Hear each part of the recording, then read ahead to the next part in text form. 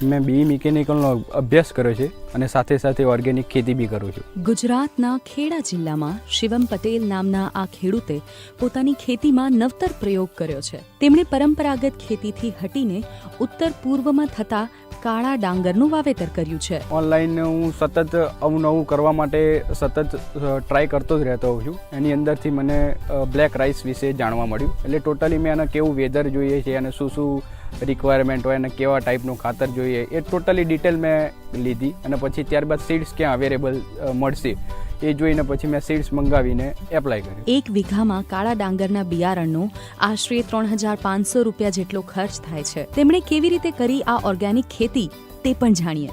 પાણી એની અંદર ઓછું આપવાનું હોતું હોય છે. જનરલ ડાંગરની અંદર પાણી સતત ભર્યું રાખીએ એવું નથી રાખ્યું. આની અંદર થોડા ટાઈમ પાણી થોડા ટાઈમ સૂકું એ ટાઈપનું ટોટલી ઓર્ગેનિક જ કરેલું છે. એટલે આની અંદર ખાતર કોઈ ફર્ટિલાઇઝર ખાતરનો યુઝ નહીં કરેલો, ગૌમૂત્ર તથા ગાયના છાણનો જ યુઝ કરેલો છે. આ બ્લેક છે, આના છિલકા બી બ્લેક થાય છે. બ્લેક રાઈસની અંદર છિલકા બી બ્લેક થાય છે અને છિલકું હટાવતાની સાથે જ બ્લેક કલરનો જ દાણો અંદરથી નીકળે છે.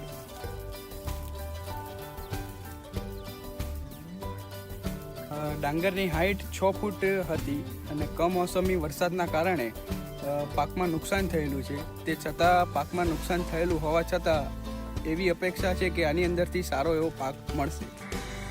ઓછા પાણીએ થતા આ ડાંગરમાં 1 વીઘામાં 40થી 50 મણ ઉત્પાદન લઈ શકાય છે. શિવમ આ બ્લેક રાઈસને 300 રૂપિયા પ્રતિ કિલો બજાર ભાવે વેચે છે.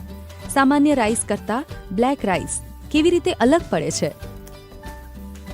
જનરલ આપણે વ્હાઇટ રાઈસ કહીએ એનાથી સારી ન્યુટ્રિશન વેલ્યુવાળા બ્રાઉન રાઈસ હોય છે અને એનાથી બી સારામાં સારી ન્યુટ્રિશન વેલ્યુવાળા બ્લેક રાઈસ છે જેની અંદર લો ફેટ હોય છે.